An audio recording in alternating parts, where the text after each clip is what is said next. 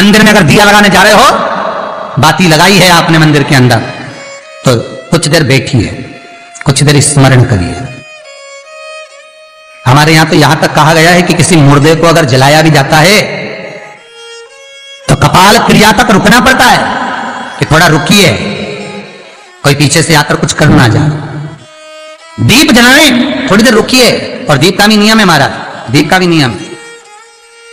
दिए में जो फूल बत्ती लगती है, गोल बत्ती लगती है, गोल वाली, ये बत्ती हमेशा कोई विष्णु भगवान की पूजन कर रहे हो, शिव जी की पूजन कर रहे हो, कोई अन्य देवता का अगर आप स्मरण कर रहे हो तो गोल बत्ती लगाई जाती है। भगवान के मंदिर में पूजन कर रहे हो तो गोल बत्ती लगाएं।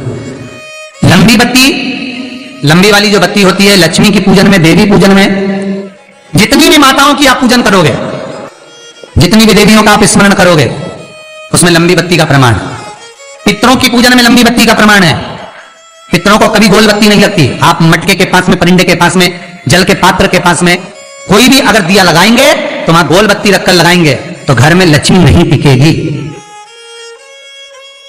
कई लोग कहते हैं कि परिंदे के पास, मटके के पास में, पानी के स्रोत के पास में जहां जल भरते हैं, हंडा रखते हैं, टंकी रखते हैं, वहां पर मटके के पास बत्ती लगाओ, दिया लगाओ, पितर शांत रहेंगे। तो पितरों को शांत करो, मना नहीं है, पर दिया लगाने का नियम है कि पितरों को अगर आप दिया लगा रही हो मटके के पास, परिंदे के पास, या अमावस्या के दिन पितरों के लिए अगर दीप लगा रही हो तो गोल बत्ती अगर लगाओगी तो कार्य कभी सफल नहीं होगा। घर में लक्ष्मी नहीं टिकेगी, संपदा नहीं रहेगी, घर में कोई ना कोई बीमार पड़ा ही रहेगा। धन आएगा जाएगा, टिकेगा नहीं। इसलिए पितरों के लिए अगर दिया लगाना है, पूर्वजों के लिए दिया लगाना है, पितरों के लिए अगर दीप लगाना है तो लंबी बत्ती लगाइए, लंबी बत्ती। महाराज लंबी बत्ती का प्रमाण हमारे यहां शास्त्र का, गोल बत्ती का प्रमाण। और सुंदर चरित्र कहा, यदि आपके जीवन में बहुत ज्यादा लक्ष्मी से तकलीफ है, कष्ट बहुत ज्यादा है, या संबंध खराब हो रहे हैं, बहू और बेटों के संबंध खराब हो रहे हैं, अदालत में बात चली गई कि लड़की और लड़के का तलाक होने वाला है, बहू अपने घर जाकर बैठ गई, आने को तैयार नहीं है, जमाई अपने घर रह गया, लड़की को लाने को तैयार नहीं है,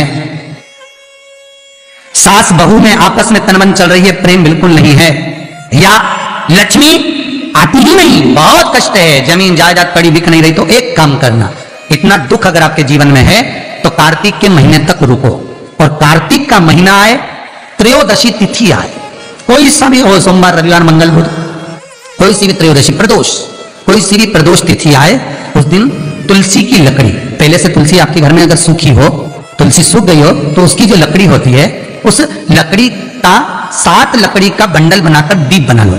लकड़ी का दीप मतलब लकड़ी पतली पतली डालियों को लेकर कच्चे सूत से उसको बांध दो, और बांधकर घी में डुबक दो। कार्तिक के महीने में शुक्ल पक्ष की त्रयोदशी तिथि जब आए, प्रदोष का जब व्रत आए, उस दिन भगवान के मंदिर में, शिव मंदिर में नहीं, भगवान किसी भी देवता के मंदिर में, विष्णु के मंदिर में, नारायण के मंदिर में, कृष्ण मंदिर में, राम मंदिर में, किसी भी मंदिर में, मंदिर ना हो तो अपने घर के मंदिर में शाम के समय पर उस तुलसी की लकड़ी का दीप, दिया भरकर उसमें घी डालकर जो दीप प्रकट कर देता है, जला देता है, दीप को प्रज्वलित कर देता है, उसके घर में कभी संपदा की कमी नहीं होती। महाराज विष्णु पुराण में स्पष्ट लिखा है। इसलिए शायद कहा जाता है कि भगवान को सर्वश्रेष्ठ कौन सा चंदन अच्छा लगता है। आपको पहले भी कथा में कहा, आगरा की कथा अगर किसने सुनी होगी तो उसमें वर्णन किया, भगवान को सर्वश्रेष्ठ चंदन कौन सा, भगवान को सर्वश्रेष्ठ चंदन कौन सा प्रिय है, वो कौन सा चंदन है जो भगवान विष्णु को लगाएं, राम को लगाएं, कृष्ण को लगाएं, वो कौन सा चंदन है जो श्री हरि को लगाया जाए। तो जीते जी भगवान विष्णु एक बार गले लगाते हैं, उसको कहते हैं हरि चंदन। कौन सा चंदन है? हरि चंदन। हरि चंदन बाजार में नहीं मिलेगा, हरि चंदन आपको बनाना पड़ेगा। कैसे बनाना है? तुलसी जब सूख जाए उसकी जड़ को निकाल लिया जाए, वो जड़ को पानी में धो लिया जाए, धोने के बाद उसको सिलबट्टे पर, पत्थर पर घिसा जाए, और घिसकर उसमें थोड़ा सा कुंकू, रोली डालकर तैयार कर कर जो भगवान विष्णु के मस्तक पर, कृष्ण राम के मस्तक पर लगा देते हैं, और उसकी एक बिंदी अपने हृदय पे लगा लेते हैं। जीते जी भगवान एक बार उसको गले लगाते ही हैं। हरि चंदन प्रियता।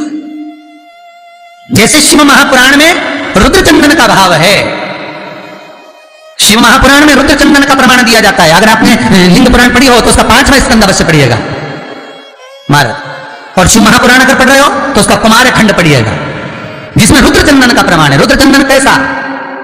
रुद्र चंदन का प्रमाण कैसा?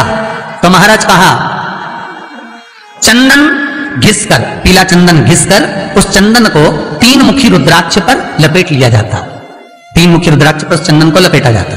लपेटोगे उसके बाद उसको ऐसा गोल करोगे तो एकदम चिकना हो जाएगा, एकदम चिकना, ठीक है, एकदम चिकना हो जाएगा। और उस चंदन को आप शिवरात्रि के दिन, और कोई से भी महीने की शिवरात्रि, किसी भी महीने की हो, सब फलदायी होती है।